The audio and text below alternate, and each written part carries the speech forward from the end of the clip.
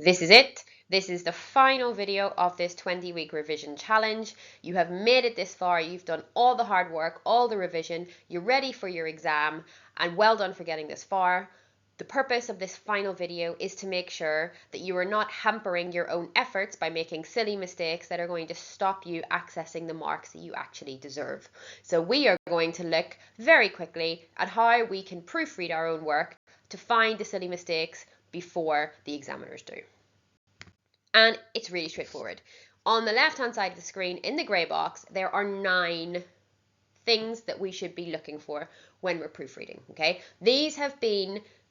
I've come up with this list having looked at the mistakes that my own students have been making, okay? And also thinking about, right, what mistakes should you be able to spot? Because obviously you're learning a language. There will be some mistakes that you will make that we can't expect you to be able to fix, okay?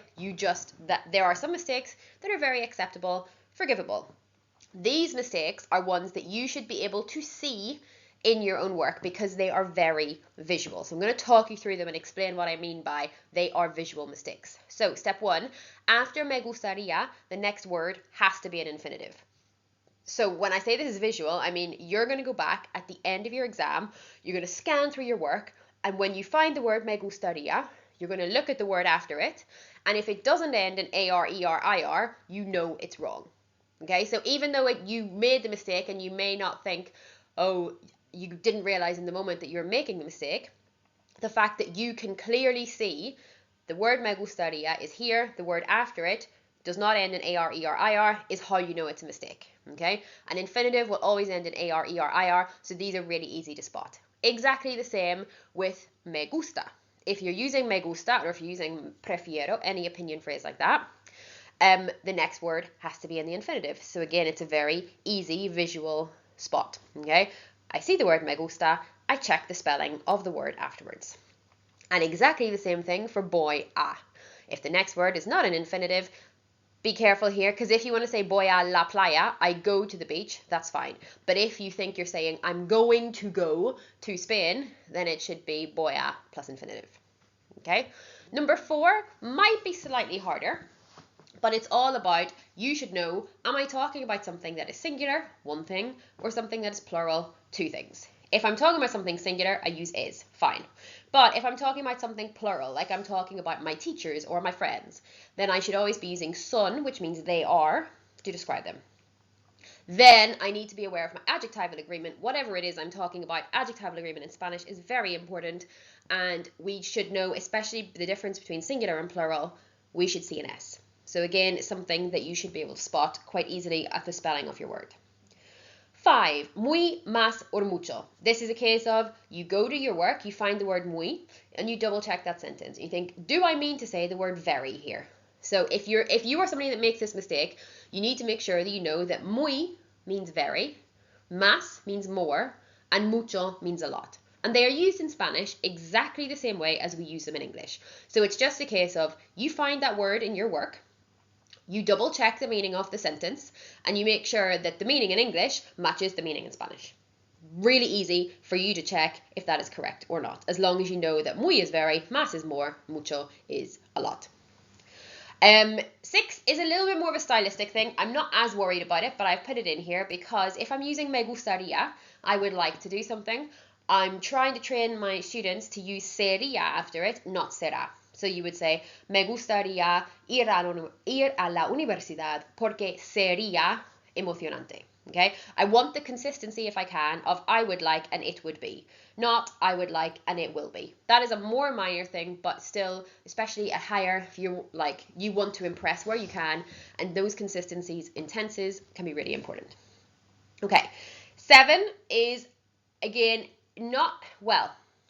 should be easy to spot in that you look at a sentence and you think, right, what does this sentence mean in English?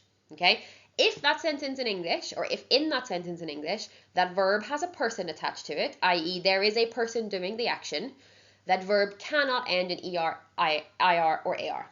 Okay, it cannot be an infinitive. And that's a mistake that students make a lot. They think estudiar, to study, so they'll say estudiar español. When they want to say, I study Spanish, they should say estudió español. So the added complexity here is that you do need to know your verb endings. So you need to know that in the present tense, I'm talking about myself, my verb ends in O. But you can at least spot it by thinking, right, I read my sentence. If there's a verb that's in the infinitive, should this verb have a person doing it? And if it does, then it cannot end in AR, ER, IR. And you'll see some examples of that in the text in a minute. Number 8 is a bit easier. You know that if you're writing in the past tense, you do not use me gusta, you use me gustó. You do not use es, you use fue.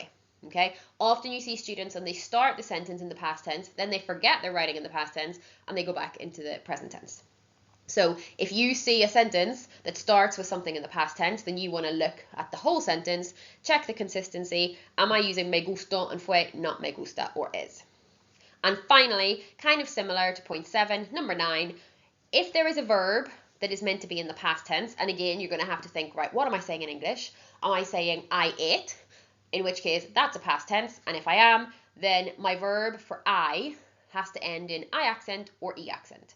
And again, you need to know that it's an AR verb that ends in E accent, and it's ER, IR verbs that end in I accent, but this is an easy way for you to spot your mistake. You think, right, in English, this verb is in the past tense.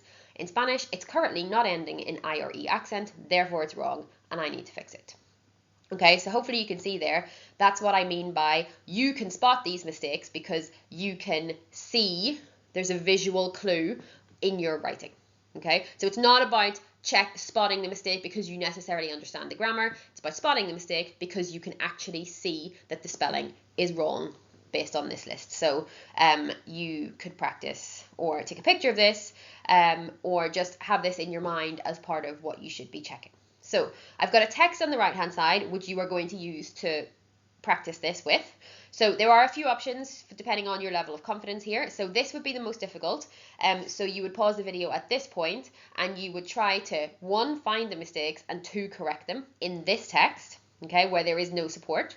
If you think I'm not quite there yet, or you try this and then it gets quite difficult, you can go on to the next screen where I have underlined the mistakes, but I haven't told you what mistake it is. So you still need to work out what of these 1 to 9 is this mistake representing, and then you fix it. Or if you still think I don't quite get it, I need a bit more practice, then here I've color coded the mistakes so you can see clearly what mistake is being made, and then you fix it that way instead. Okay, so you can see by the color coding what you need to do to fix it, so all you have to do is fix the mistake, you don't have to identify it. Okay, so it's up to you now at what point you want to pause this screen and come back when you want the answers.